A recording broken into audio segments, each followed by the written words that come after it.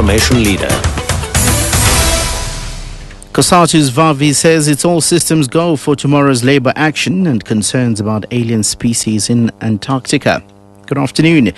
COSATU General Secretary Zwelinzima Vavi says it's all systems go for tomorrow's national strike against the labour brokers and the introduction of the Gauteng e-tolling system. He's been addressing the National Press Club in Pretoria. Vavi has emphasised that no political leaders will be given a platform at the march as it is a civil matter. This after some political leaders indicated that they would join the march in different provinces. Vavi says the recent Namibian court case in which the banning of labour brokers in that country was declared unconstitutional has no bearing on South Africa's constitution. We're raising two issues that we feel the Constitutional Court will not ignore when it makes that judgment. The Constitution guarantees the right to fair labour standards. Secondly, it guarantees the right to collective bargaining. And thirdly, it guarantees the right for unions to negotiate union security agreements with their employers. More than 40 illegal immigrants working at industrial sites in Johannesburg have been arrested. A joint team involving officials from the SAPS, SARS and Home Affairs is out in full force, clamping down on illegal business operations and companies that aren't complying with the law. Police spokesperson Katlego Mohale says more arrests are expected. The SABC's Abongile Dumako reports. A surprise visit from the SAPS, SARS and Home Affairs is one of a kind for some factory owners in our industry. Shop owners who employ illegal immigrants might find themselves in hot water, as this means they are not complying with the labour laws. Some employers here say they had no idea this was happening and will not take such risks in the future.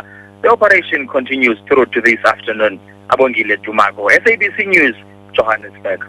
In news just in, one person has been shot dead and two others injured during a shootout between robbery suspects and police at Tutuman village near Alexandra, north of Johannesburg.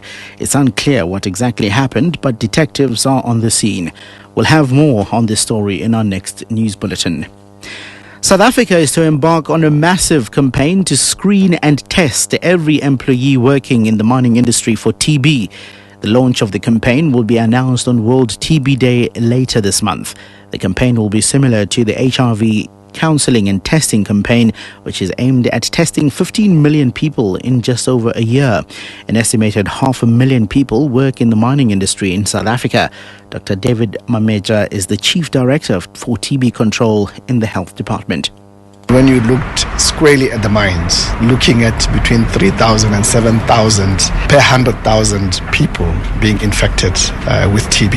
And that's really the highest in the world. I mean, if you're talking globally, the one country that has got the biggest incidence of TB in the whole world is Swaziland. But you're talking there 1,200 per 100,000 people being infected with TB. So it's a major, major problem. And it gets worse when you look at particular types of mines, the gold mines. That's where you really get elevated levels of TB infection. Sports Minister Figi Lembalula is meeting the country's soccer bigwigs, including SAFA's top brass, to solve the problems that are besetting the sport. Alcohol advertising at sporting events will be one of the main topics to be discussed. Health Minister Aaron Motsoaledi has proposed a ban on alcohol advertising. The suggestion is worrying for South Africa's three biggest sporting codes, since soccer, cricket and rugby get the bulk of their sponsorship deals from South African breweries. SABC sports journalist Percy Nkatlo reports.